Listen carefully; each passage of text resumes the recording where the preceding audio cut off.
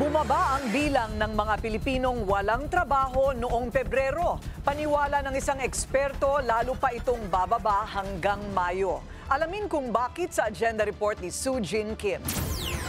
Habang umiinit ang panahon at umiinit na rin ang pangangampanya, sumasabay ang job market sa takbo ng eleksyon at ng summer spending. Sa datos ng Philippine Statistics Authority, nitong Pebrero, bumaba sa 3.8% ang unemployment rate mula 4.3% noong Enero. Ibig sabihin nito, mahigit 200,000 Pilipino ang nakahanap ng trabaho sa loob ng isang buwan. Kasabay ito ng pagtaas ng demand sa ilang key sectors, partikular sa service industry. Ayon kay National Statistician Claire Dennis Mapa, pinakamalaking job generator noong Pebrero ay ang accommodation and food service activities.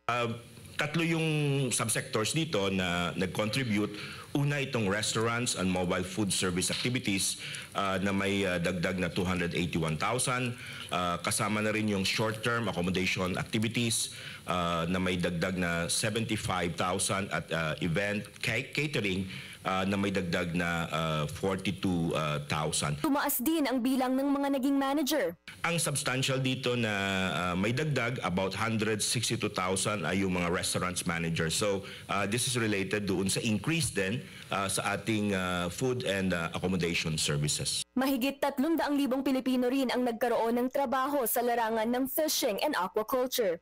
Ito yung impact ng magandang panahon. No? Normally, tumataas ito pag good weather at nakakalabas yung ating mga fisher folks. Samantala, ayon kay Mapa, maaari pang tumaas ang bilang ng election-related employment hanggang Mayo. May isa tayong kategory kanina, yung other service activities, na doon talaga nagkaroon tayo ng pagdagdag doon sa activities of political organization. So ito siguro yung mga sumasama doon, no, na naging empleyado or empleyo doon sa mga political organizations natin. Bagamat may pag-angat sa ilang sektor ng job market, meron ding nabawasan. Halos 1 milyong Pilipino ang nawalan ng trabaho sa agriculture at forestry, sinunda ng transportation and storage, pati professional, scientific at technical activities. Ayon sa National Economic and Development Authority o NEDA, kasado na ang paglulunsad ng Trabaho para sa Bayan o TBP Plan 2025 to 2034. Nakapaloob dito ang mga key employment strategy ng gobyerno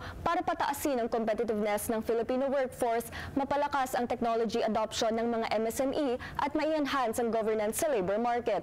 Para sa agenda, Sue Jin Kim, Billionaire News Channel.